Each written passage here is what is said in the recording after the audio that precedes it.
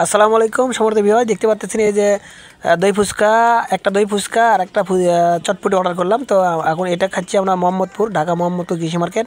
তো এখানে গেছিলাম, আসলে অবাক করা কাণ্ড হচ্ছে এটাই যে আমাদের বগুড়াতে যে চটপটিগুলো দেয় এখানে 40 টাকা চটপটিতে অনেক মাংস থাকে, আর ওখানে কোনো মাংসের অপশন নাই, শুধুমাত্র সেদ্ধ মুগ ডাল, সেদ্ধ ডাল আর হলো একটু টক দিয়ে আর ডিমের স্লাইস দিয়ে হয়ে গেল।